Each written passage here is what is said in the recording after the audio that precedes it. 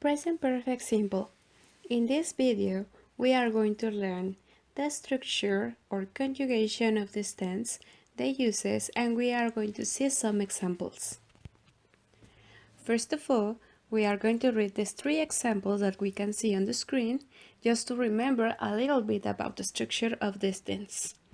The first example is, she has written 5 books so far. The second example is, we haven't finished the project yet.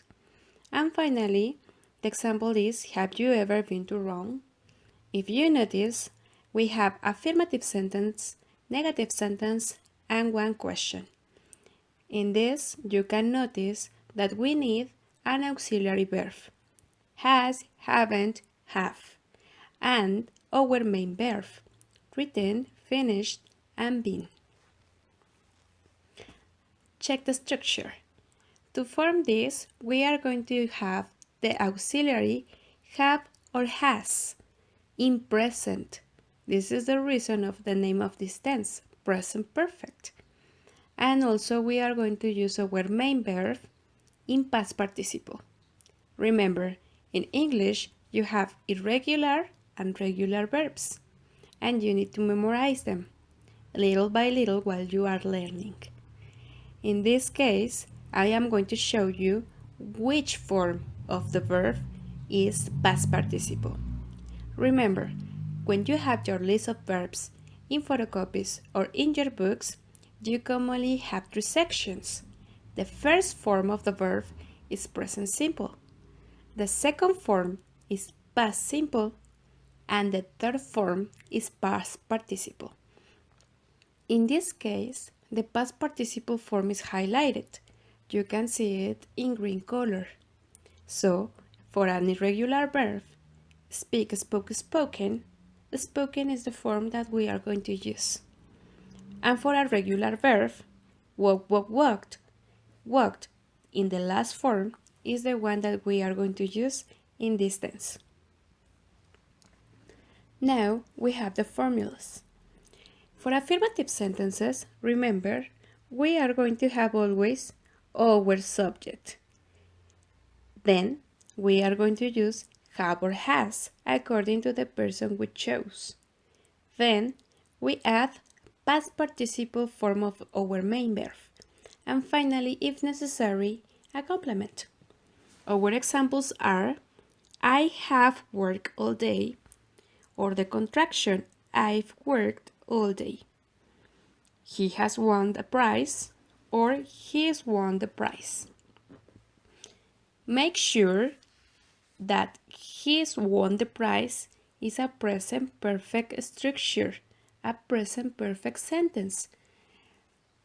It is similar to the verb to be, his, but not. In this case, this is the contraction of the verb has for present perfect. Then we have negative sentences. For negative sentences, we are going to use the subject, then haven't or hasn't, the negative form, and you can use this contraction or the full form, have not or has not. You include your past participle main verb and a complement if necessary. The example is, I haven't worked since 1 month ago, or she hasn't found a job yet. Finally, in the question, we are going to switch the place of the subject and the auxiliary verb, and in the question, we are going to start with the auxiliary, have or has. Then we have the subject, then the verb in past participle, a complement if necessary, and the question mark. The example is, have you worked all day? And the answer is, yes, I have. No, I haven't. We also have some time expressions in this tense, and these time expressions can be used in particular cases. If it is affirmative, negative, or question, we are going to have kind of different time expressions. For example, in affirmative sentences, we can use already, just, always, never, just to mention some. And we have an example. He has already fixed the car. If you notice, the time expression comes between my auxiliary verb and the main verb. For negative sentences, we commonly have yet. The example is, he hasn't fixed the car yet, and yet comes at the end of the sentence. In questions, we can use yet or ever. The example is, has he fixed the car yet? If you notice, yet comes at the end one more time. But if you use ever, ever comes after the subject. It is, has he ever fixed a car? Then we have the uses. This is important because sometimes students or people confuse this tense with past simple, but they are not the same. That's why we are going to check the uses and we are going to check the differences at the end. First of all, we are going to use present perfect simple for actions that started in the past and continue up to the present. For example, she has worked for this firm since 3 years ago.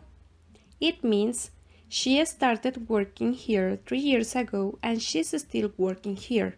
If you notice, the action started in the past and continues up to the present.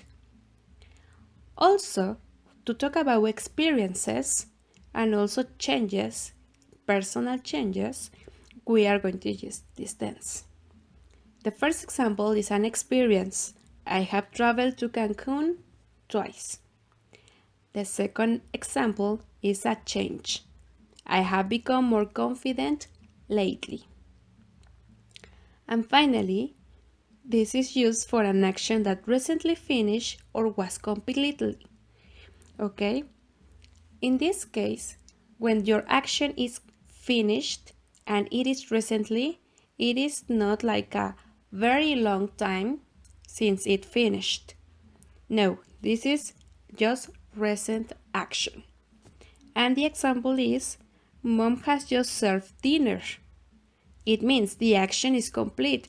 The dinner is ready. The dinner is on the table. So the dinner is now served, okay? This is the difference between using present perfect simple and past simple. But just remember, don't confuse. Present perfect simple and past simple are not the same.